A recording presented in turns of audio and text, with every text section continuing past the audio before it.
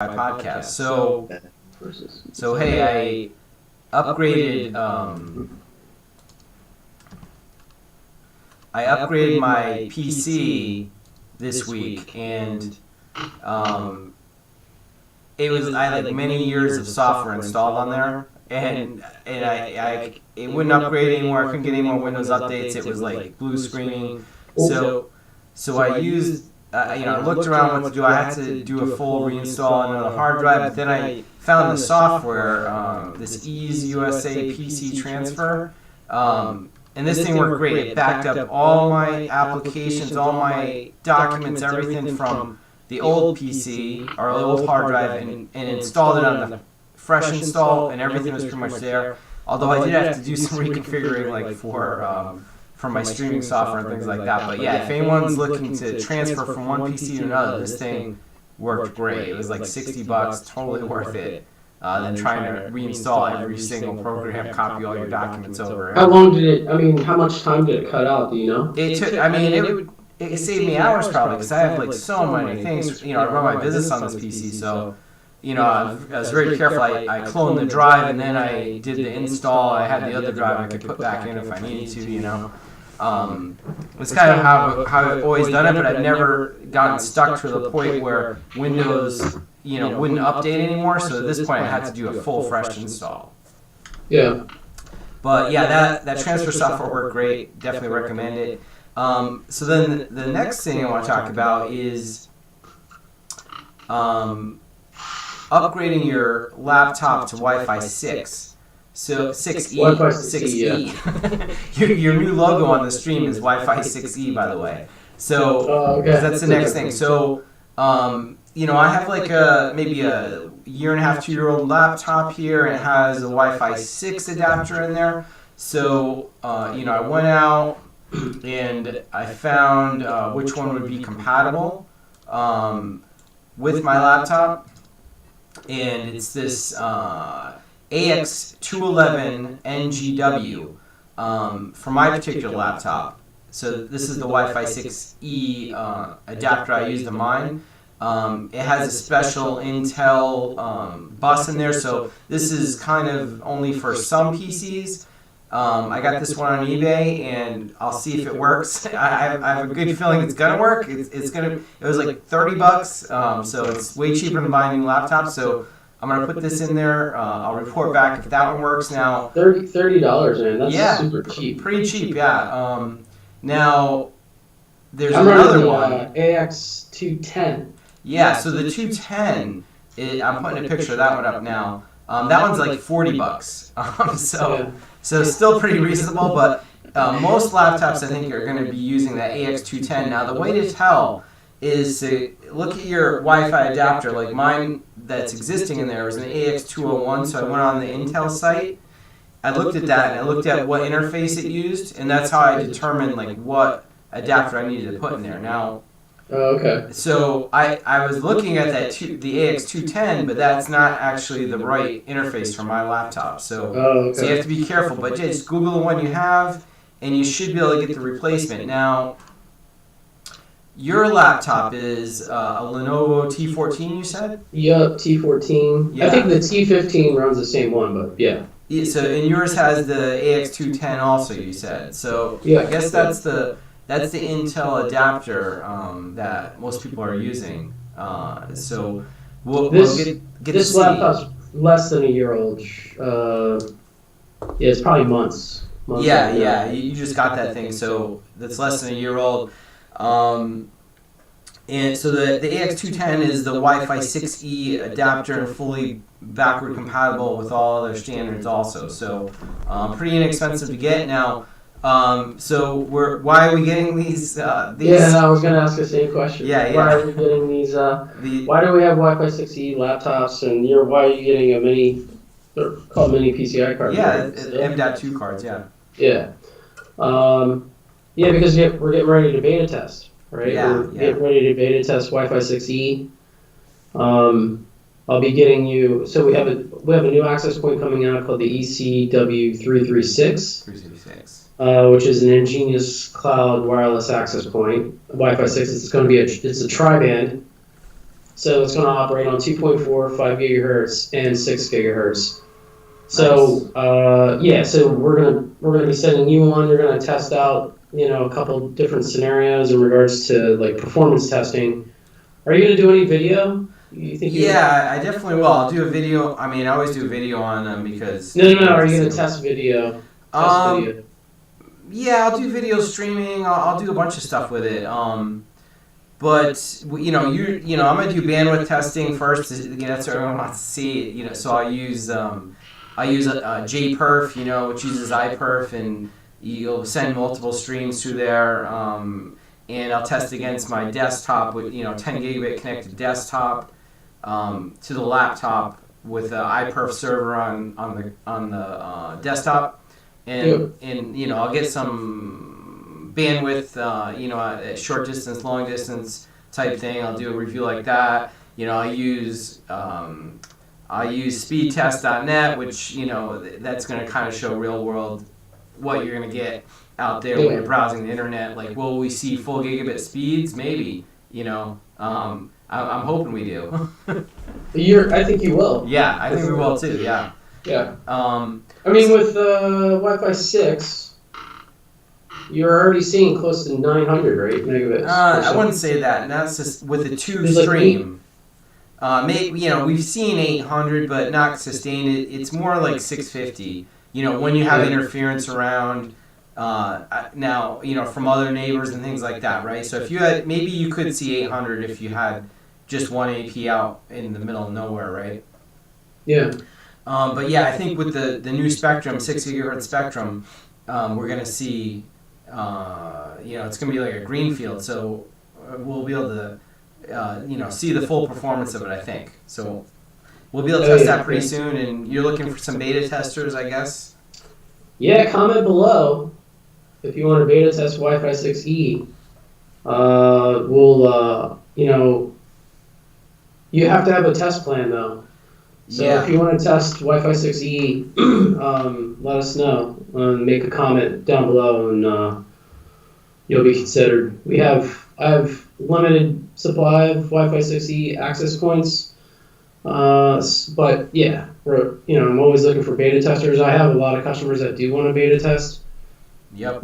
So we'll see. Yeah, but if you want to make a comment down below, any of you CWNE guys out there. They want to rip it apart and see, look at all the packets and see what's going on with it. Yeah.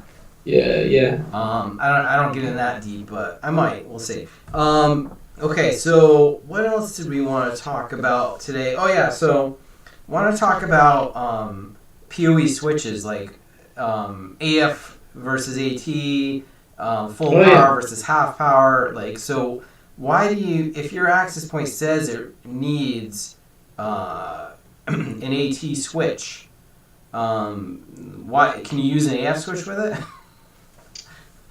You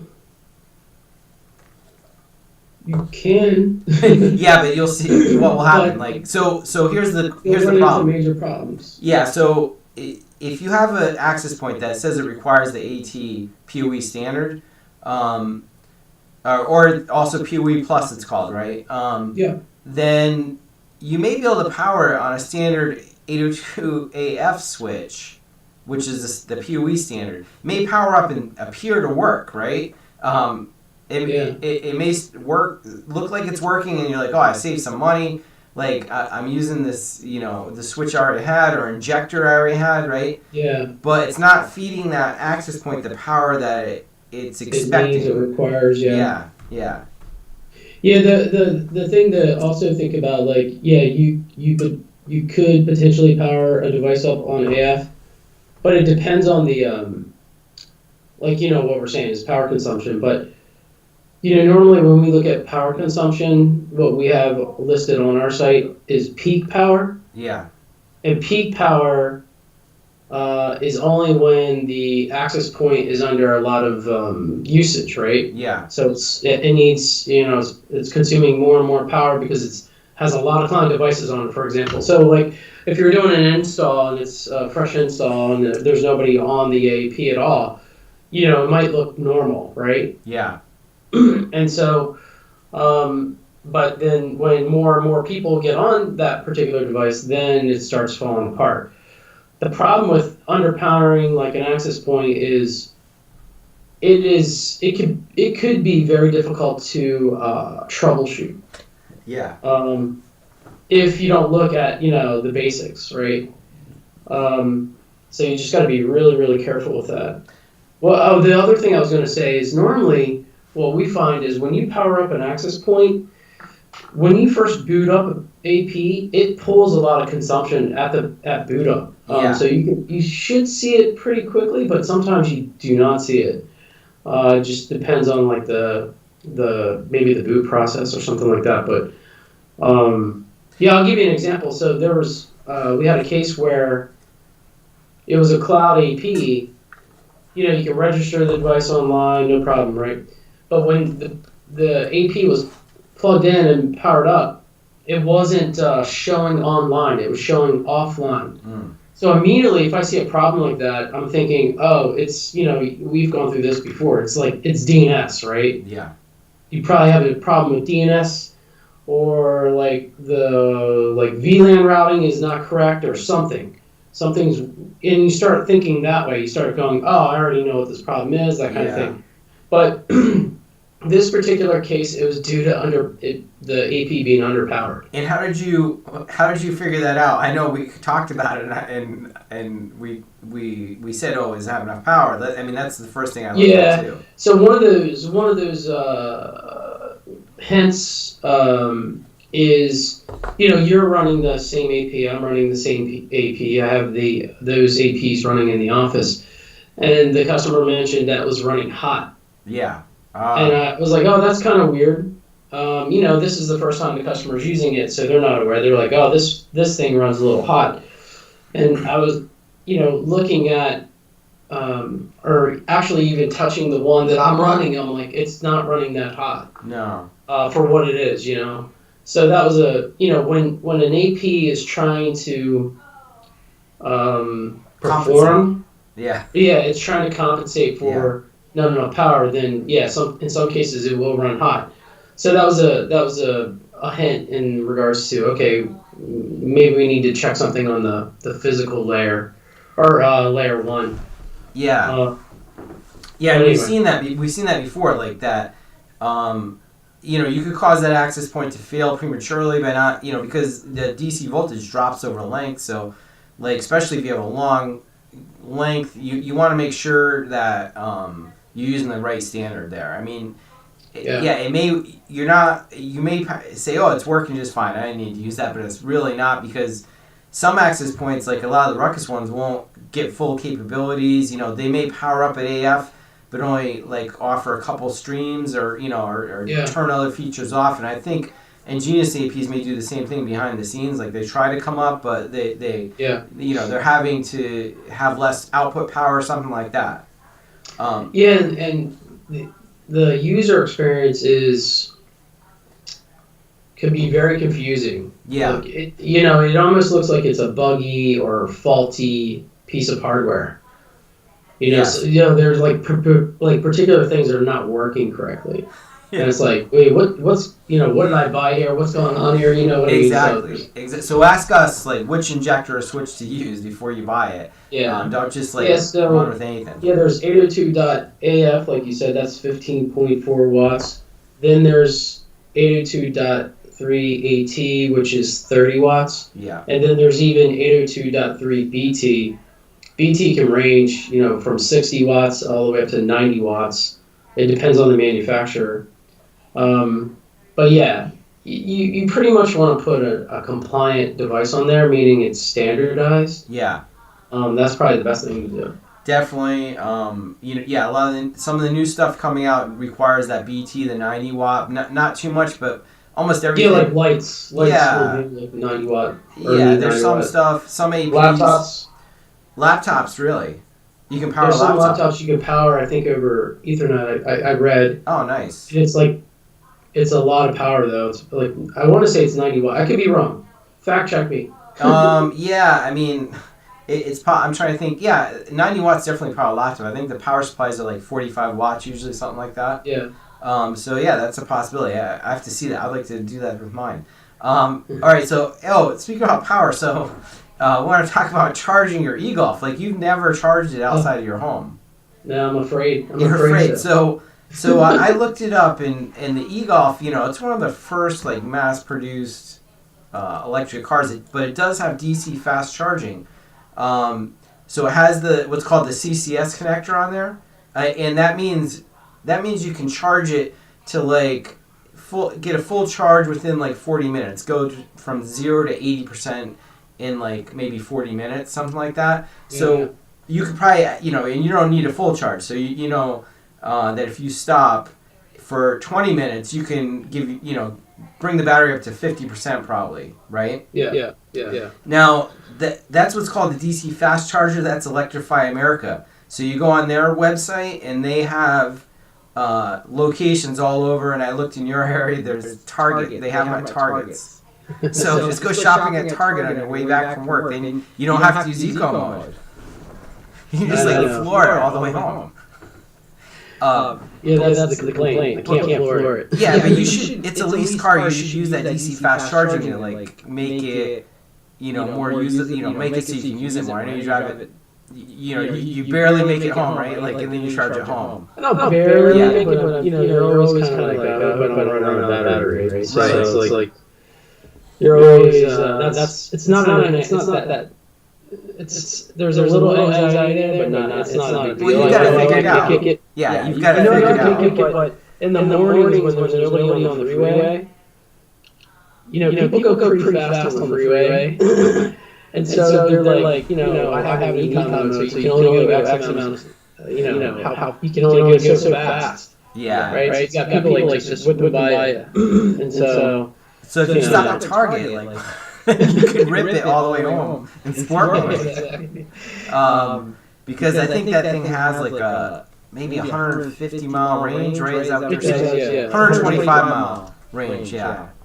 So that's 125 because it charges up to 150. All right, so maybe it's funny. I'm looking at 2009 specs. It says 125-mile range, but 150. 2019, right? Yeah. So maybe it's 2020. Maybe it's 2020. So you can get even more charge on that thing, but. Definitely check out those DC fast chargers, because it's not going to be like when you're charging at home on the level 2 that takes like 8 hours or whatever to charge it. Yeah. This way, when you're out there, like I know with the Tesla, like when I go to the supermarket, I plug into the level 2 charger there, which is free, right? And it doesn't add that much, but it adds enough for me to go both ways basically for free. Yeah. I mean, I'm traveling 66 miles per day. Yeah. When I commute. Yep. And it's able to do that. Yeah, that's fine. That's what most people need, and that's like the first affordable. And it's a pretty cool little car. It has good torque and stuff. Yeah, all these electric cars have great torque. But you'd love it's fast. You love the Model 3 Performance, though. I'm telling you, that thing rips. All right, Brian. Anything else you want to talk about this week? We're going to talk about Wi-Fi 5. Oh yeah, Wi-Fi 5. So what were you going to say? Yeah, so do we think that people will still need or want Wi-Fi 5 in 2023? Not 2022, but 2023.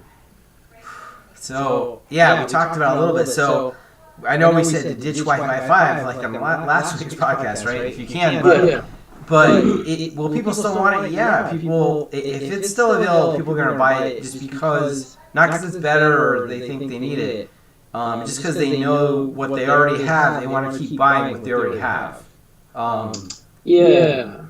And that's what you have to deal with. That's hard to. I have to do this all the time. It's hard to make people switch to the newest standard. They're like, I want that old one, even if the new one costs the same. They still want that old one because they know it works. They have it working. Yeah, that formula. This is my formula. I'm going to stick to this formula. I don't want to change it. Yeah. Especially like the OEMs that are building a product, like the digital signage guys, or that they're integrating this chipset. Those guys do not want to.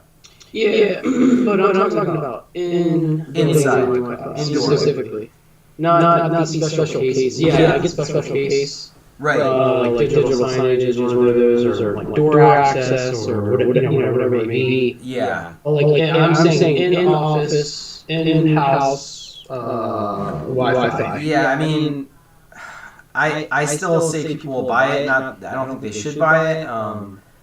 But if it's, if it's available, maybe I just make a couple models available. You know, well, you're looking at ECW 120, right? Like that one. It's pretty popular.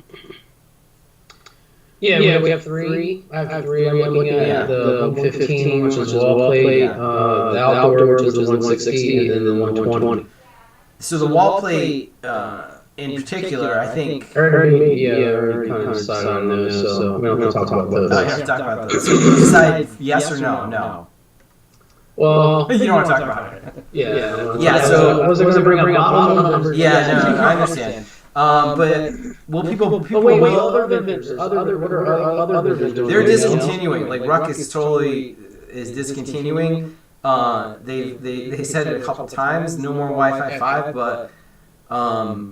but it's still in the channel. So as long as it's still in the channel, it's going to still sell. As long as it's in the channel, as long as it's supported too, right? Yeah, I mean it'll be like Ruckus still support it for a couple of years, So so if it's in the channel and it's less expensive, people will buy it, 100%. Now, I would make sure it's not that much less expensive. You know what I mean? Like so that way you get people to move to the newer product, which we can recommend to do now. Yeah. Maybe I'll do a poll on LinkedIn. Oh yeah, do a poll. I want to see what people say. See if we'll see how it comes out. If they're gonna be truthful, they'll be like, yeah, no, I want the new one. But then no, typically polls people are pretty truthful. All right, so they'll make do the poll on this post when you share it. Let's see what they or comment below. Comment below. Let us know. All right, remember to like and subscribe and click the bell so that you get notified on YouTube when we come on live. So you can see us every Friday. All right, Brian.